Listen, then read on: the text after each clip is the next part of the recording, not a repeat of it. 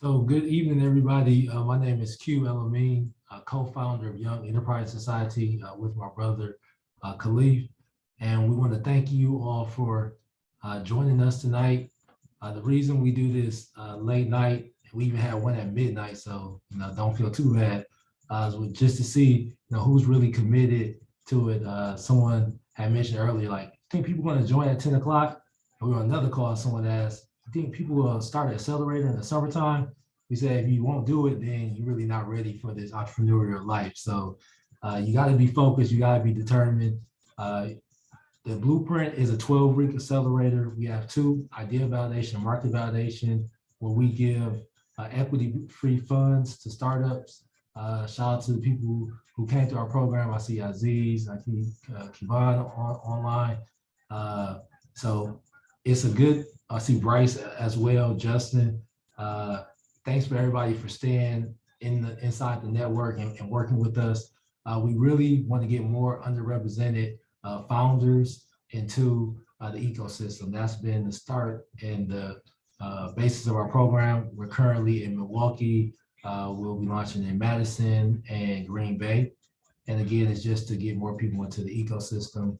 We'll open up Milwaukee applications later on this year. Very soon, though, very soon.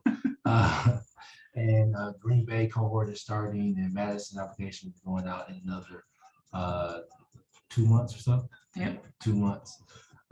So other thing, just to be on your radar, we have Summerfest Tech pitch competition. Khalif, is it okay if I talk about it, or we gotta wait? It's good. It's good, okay, because I just spilled the beans. He already know. Well, I mean, yeah. All right, so you got a lot more. You can get the dates. You can get the dates. All right, June 28th to 29th. So we got a lot more money to give away, and we got a lot more people to give it to. So everybody will be a winner. Everybody will take home some cash if you're admitted. Additionally, we'll have a large startup event where we're connecting startups to investors. And so wait till Tuesday, next Tuesday, everything will be released. Thursday, Friday, one of them days. It's gonna be, I'm telling you, it's gonna be well worth the wait. So thank you everybody for joining. We'll pass it back over to Steph. And if you have any questions, be sure to drop them in the chat or send us an email. Yes, so we're back and we're live. So really quickly, to give you guys a quick overview, we'll preparing to go one-on-one with Miss Dazayah Walker shortly. And then we will open it up to you all. So if you have any questions that come about during our discussion, just make sure you write them down so that you do not forget them, because you will have an opportunity at the end to ask those questions. And if you have more questions in regards to Summer Tech, Summerfest Tech, or the blueprint, we're save those questions as well, because we want to make sure everyone walks away with the information they sought out. Okay. All right. So let's get into it. All the way in Atlanta, Georgia. She joined us here live at 10 p.m., 11 p.m. her time. So we're super excited to have her. One of the youngest VCs, youngest Black female VCs in the Atlanta area. She has a very impressive portfolio as she's managing the portfolio for quality control. And if you don't know who quality control is, then you may be out of the loop. Miss Dazayah Walker, let's hear it. Let's give it up for her. Woo. Yeah, you haven't, the applause were in the background if you didn't hear them. No, I heard it. Great. So we are super excited to have you, Dazayah. You just want to jump in and just explain to us who you are and what's your story. While I was at Spelman, I always knew I wanted to work in the entertainment industry, but I wasn't really sure what that looked like. And I really maximized my time as a college student to figure out what it is that I like and what I don't like. So I had internships in advertising, I had internships in PR, marketing, all kinds of stuff to really figure out what it is that I like to do. And my junior year at Spelman, I ended up taking a class called the Introduction to the Music Business and Entrepreneurship, which is where I learned about the business side of the music industry. And I said, oh yeah, this is what I want to do. So that's when I decided I want to work in the music industry. And from there, I just reached out to anybody in my network that I knew that worked in the music industry or in that space whatsoever. And that's how I ended up getting my first music industry internship at BMI, which is a PRO, which is a performing rights organization. Those are the companies that are responsible for collecting the royalties for songwriters, producers, and people like that. So I was able to see that side of the business very early on in my career, which I feel like is a very special place to be in, because a lot of people don't get that experience or even understand that side of the business. And then from there, almost immediately after my internship ended at BMI, I got the opportunity to intern at Quality Control Music. And I've been there ever since. Once I graduated from Spelman in 2019, I started working there full time. So directly from an intern to a full-time employee. QC is my first job. I've only ever had internships. So it was pretty cool that I can say this is my very first step into adulthood, my first job.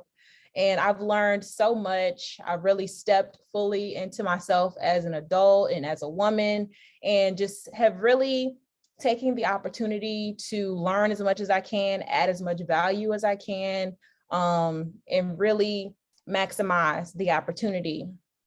And now my position as the investment portfolio manager, that came about because I'm the type of person, when there's something that interests me, I dive right into it and learn as much as I can. So actually during quarantine, I was at home and I stumbled across venture capital.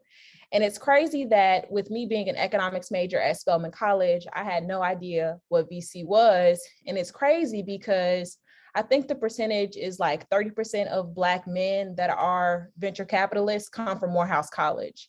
And if you don't know, Morehouse is the brother institution of Spelman, literally right across the street in the AUC, Spelman, Morehouse, Clark, Atlanta. And I just thought it was crazy that with the majority of Black men that are represented in VC come from Morehouse, and I'm right across the street and had no idea that this profession or industry even existed. Being an econ major, they really pushed investment banking and things like that, but I never really learned about venture capital. So I stumbled upon it in my own research, and I absolutely was just enthralled at the mission, the concept, everything about it. And as I leaned more into it and like really learned what it was, I saw the lack of representation of people that look like us, whether that's, a woman or just being Black in general, the lack of representation of people of color in this space.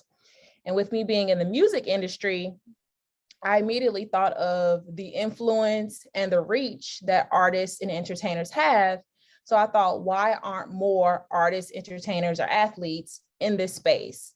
They have the ability to help these startups grow. Why aren't more of them being represented on the cap tables? And that's when I brought the idea to Quality Control for us to start our own fund and get into the venture capital space. And that is how I now have the title of investment portfolio manager. So from me pitching that idea, we then started to deploy capital, and now here we are. Yes, absolutely. Thank you for sharing that. How large is that fund? So we're set up as a corporate venture fund, which is different than the standard VC fund. All of our investments are done off our balance sheet. So it varies, our deployment varies by quarter. It isn't a set amount of funds or fund.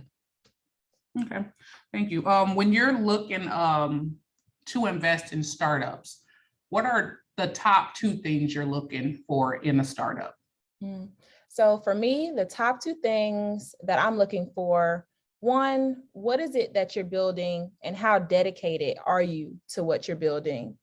Because that is so important. Like, you can have an idea, but if you're not committed to really fleshing the idea out, figuring out what works, what doesn't, that says a lot about, your company and your commitment to helping this thing grow and scale. And the second thing that I look for is a dedicated founder. Like, a lot of the times when you're investing in a company that is pre-revenue, there isn't anything to really base the decision off of other than the founder and the conviction of the founder. So having a really, really good founder is one of the two things that I look for. Okay, thank you. What do you, do you have an industry focus when you're looking in startups? I know you talk about the dedication of the founder, but is there an industry focus? Yeah, so at Quality Control, a lot of people think since we are a record label that we look only at music-focused startups. That's not true. If you guys aren't aware, Quality Control Music is more than just a record label.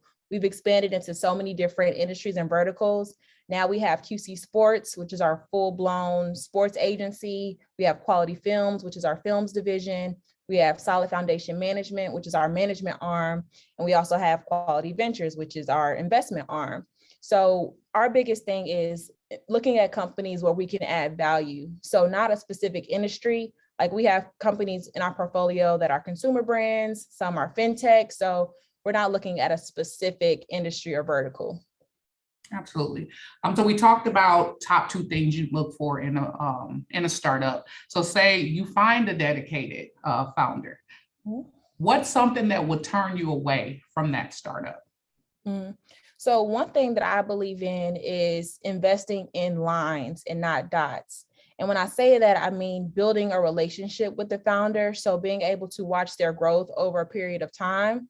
And if during that course of time where I'm getting to know them, following what they're building, following their traction, I see inconsistencies within that, that's something that would turn me off. Okay, absolutely. And, startups and investors, it's like a two-way street, right? Like just like you're looking to invest into startups, what are some things startups should be prepared for? What are some things they should look to ask the investors or be prepared to ask them? Yeah, it's important to understand if you're or who you're the person you're looking at to invest in your company, if they're actually deploying capital at that time, because a lot of the times people will reach out to funds or investors and they may not even be deploying capital at that time. So while you're pitching and doing all of this work, they may not even be in a position to invest in you right now. So I think that's an important question to ask. Also, discovering what the thesis of that fund is, because just because the investor may fit this criteria of someone that you may want on your cap table, the thesis of their fund or what they're looking to invest in may not align. So those are two very, very important things that as a founder, you should know before you go pitching to investors in VC funds.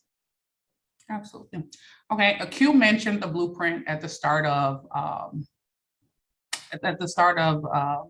this event, and we know it's an accelerator program. What value do you see in accelerator programs for startup companies? Accelerators are a great resource for founders. One, because you're able to tap into those resources that the accelerator has, you're able to tap into that network, and you have that support system. So the accelerator that I work with very closely is Techstars Music. We're on the board and I'm one of the mentors.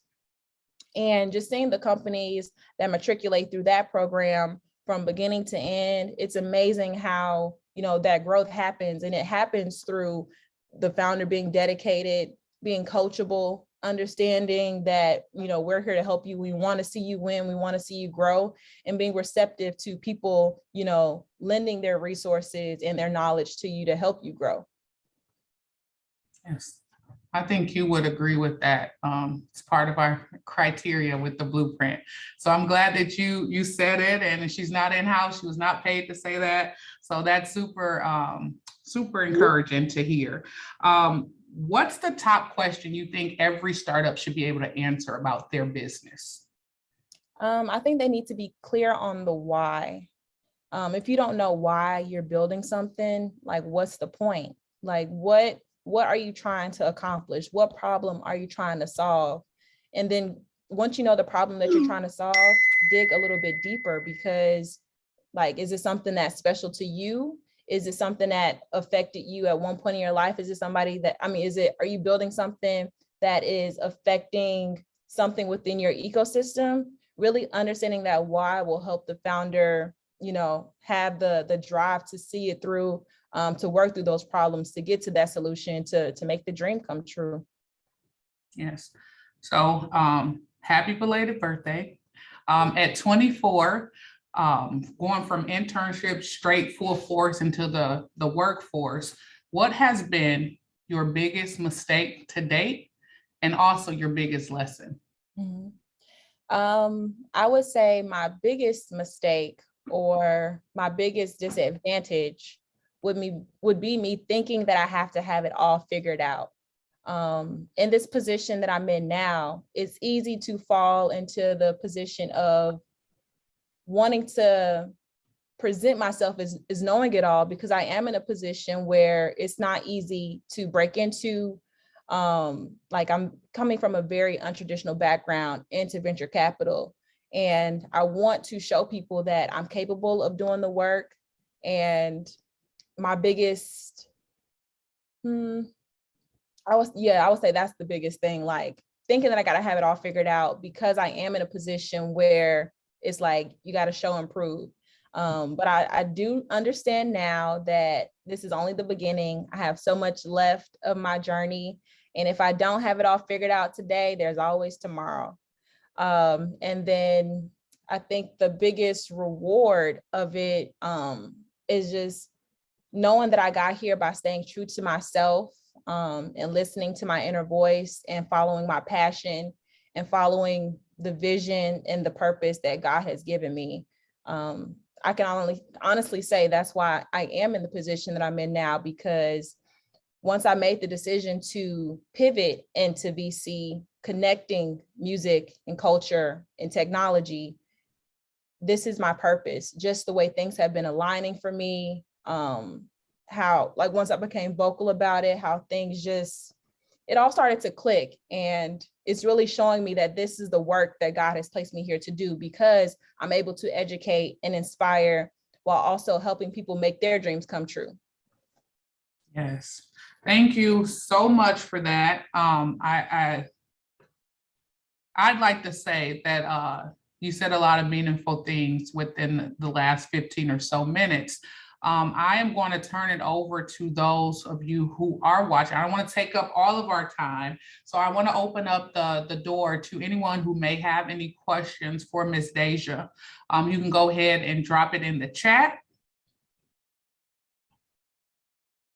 And remember, I asked you ahead of time, what was something you look to get out of this conversation?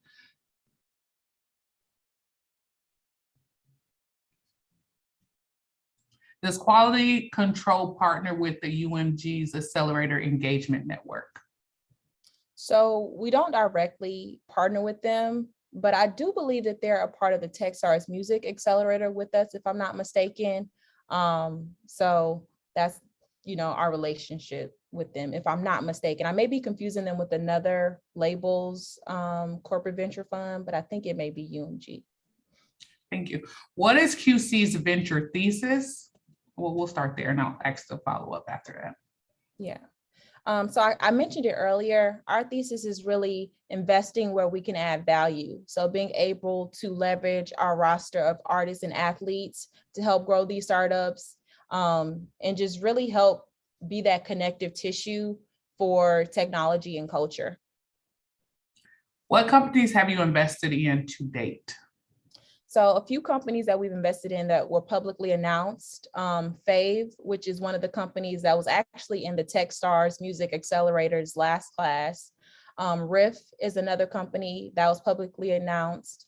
And there's another one, and Exet is another company that we invested in that was publicly announced. Okay. Is quality control currently deploying capital? And if so, what is the average check size? So yes, we are currently deploying capital, and our average check size, it really all depends on the level of like involvement and like our belief in, the company that we're looking to invest in. Okay. Where do you find venture capitalists?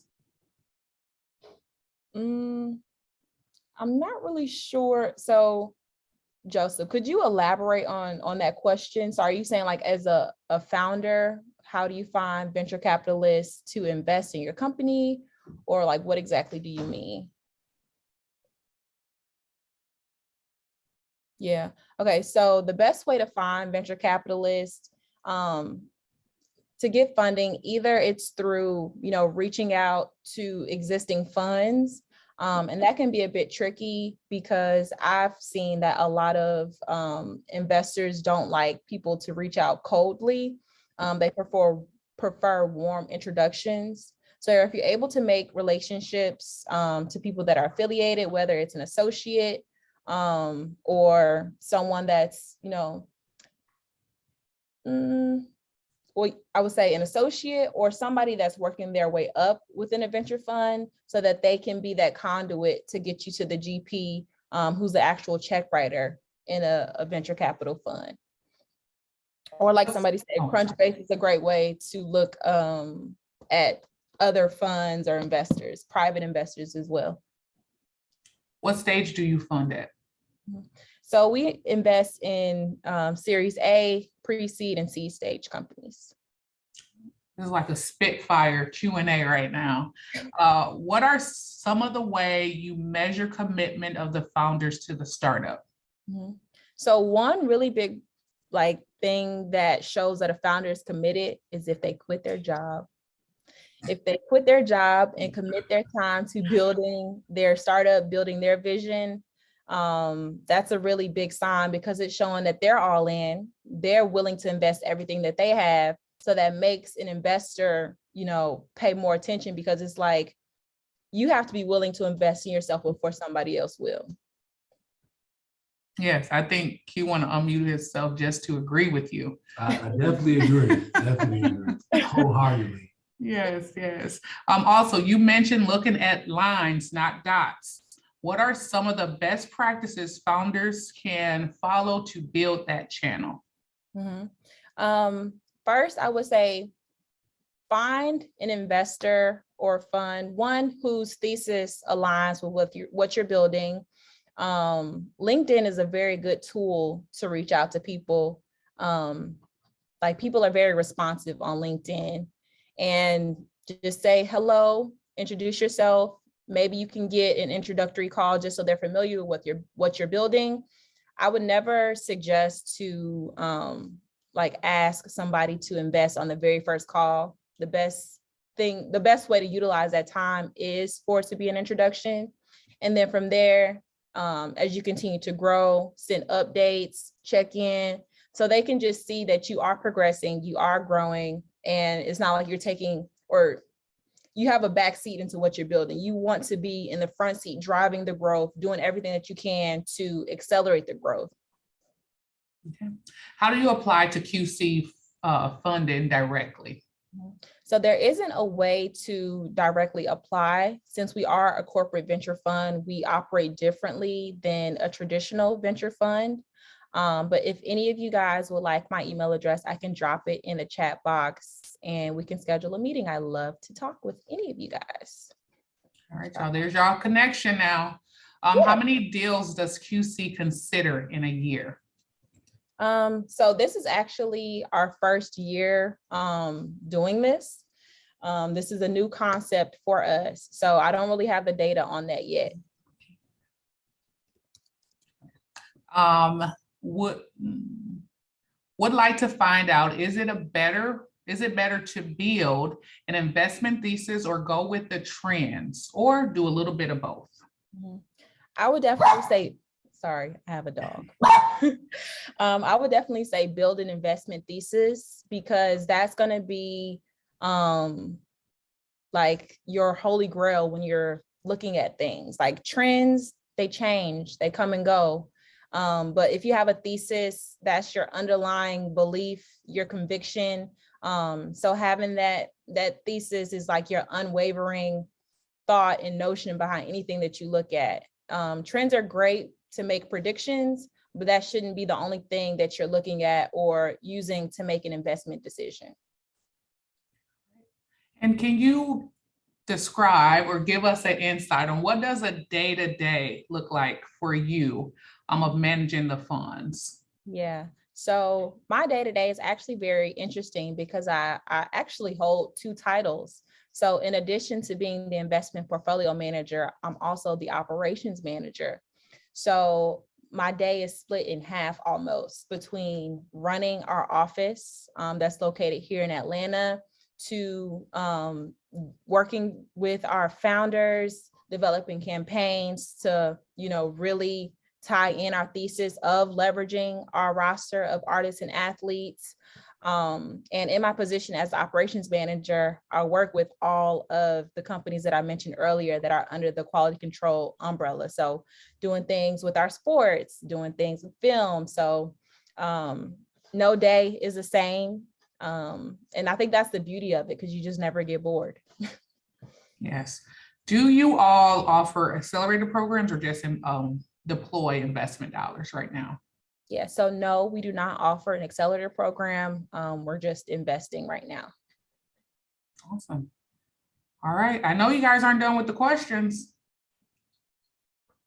Yes, ask anything you want. Do you think a sales team can ever get in the way of product-led growth?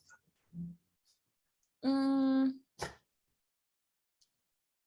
don't think so. I mean, when you're building a startup, expertise in any area can help drive the growth of a company.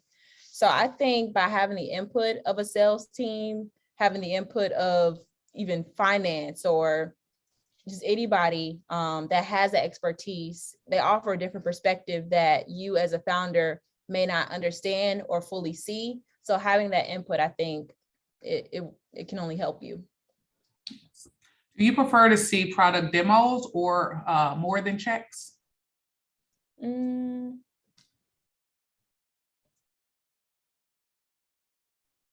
I would say it's a mixture of both. It depends on what it is that you're building.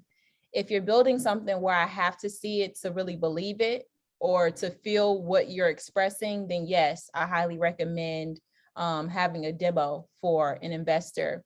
But if it's something that's a bit more technical, and it also depends on who you're pitching to. Some people are visual, some people are more analytical thinkers. So kind of gauging that and determining which approach is best to use, that can actually make or break how your pitch can go. Because sometimes if you're presenting something that's full of numbers, data, yes, it matters. But if it's somebody like, I gotta see it, I gotta feel it, that could be that thing that's like, on to the next one.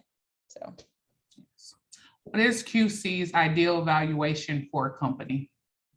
So we've looked at companies that are 1 million, like when we're talking pre-seed. Some of the companies are 1 million, and we have companies up to like 40 million. We don't really have an ideal size because valuations change all the time. So how hands-on are you with investments? Very hands-on, part of the due diligence, all the way up to the point where we decide if we want to write a check or not. Yes, yes, yes. How important is it to you that the founder knows his or her financial projections? It depends on where you are in building, because if you are pre-seed, your financial projections are bound to change. So it's good to have an idea, but those numbers are never set in stone. So at least having an idea, I think I would suggest having an idea. Is QC currently investing through convertible note or equity? Both. It depends on the deal that we're doing. Okay. What's QC's views on solo founders? Yeah, so one of our portfolio companies is actually a solo founder. And that company is Fave, the one that I mentioned earlier. She's a solopreneur. So we're not prejudiced on solo founders. Yes, yes, yes. All right. I think, are those all of the questions we have for Miss Dazayah? She did drop her email address. Cubs or White Sox? Come on, Chicago. So funny story. I live and grew up on the South Side. So I would say White Sox for that, but I went to high school on the North Side, which was right by Wrigley Field. So I'm gonna have to say the White Sox because I'm from the South Side. I just went to school on the North Side. Absolutely. Deja, we are super, super thankful for you to join us this late evening and to share with us the knowledge and your expertise. We truly appreciate it. We have another question before I wrap up. You guys get your questions in. What was your best investment and why? So I think the best way to answer this question, as you guys may or may not know, when it comes to investing, a lot of the time you don't see your return until 7 to 10 years down the line. So we haven't seen any exits yet. So it's difficult for me to answer that question because I haven't seen the fruits of the labor yet to say that this was my best investment.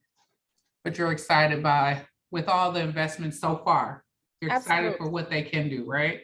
Absolutely. From the actual concept and what's being built all the way down to the grit and the passion of the founders.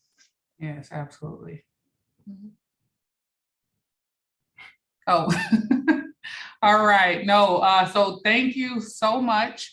As I mentioned, we appreciate you for being on. Participants, we appreciate you guys for joining us this late evening, asking some amazing questions. We hope that you all were able to walk away with something from this discussion. She did drop her email address, so if you did not catch it, scroll back up, make sure you copy and paste it and save it to your contacts so that you can follow up. Because I know there were quite a few questions in regards to QC and investing and all that good stuff. Q, Khalif, is there anything you guys want to share before we exit? No? Thank you, Deja, for your time. Thanks for everybody coming on this late. It was very insightful. I learned a lot. I was taking a lot of notes on my phone, so never not learning. Yes. If you want someone to take you serious, quit your job tomorrow. Facts. We did. Yes. I'm glad you said that because we preached that. Yeah, I'm co-signing that. I'm letting you all know. You can't. I mean, that's just, it doesn't make any sense. Like you can't have 1 foot in, 1 foot out. Yeah. Thank you. You can't chase 2 rabbits. Can't serve 2 masters. Anything you want to say, it's a lot of. Yeah, and it really just boils down to you betting on yourself. Like the same way you're hoping that an investor is willing to take that risk on investing in you, you have to be willing to make that risk or take that risk for yourself. So. Yes. All right. Well, thank you guys again so much. And we appreciate your time. We'll be in touch with all that other good information Q just started to share with you all in the beginning. So be on the lookout for that. And I pray that you all have a safe and wonderful night. Take care. Thank you.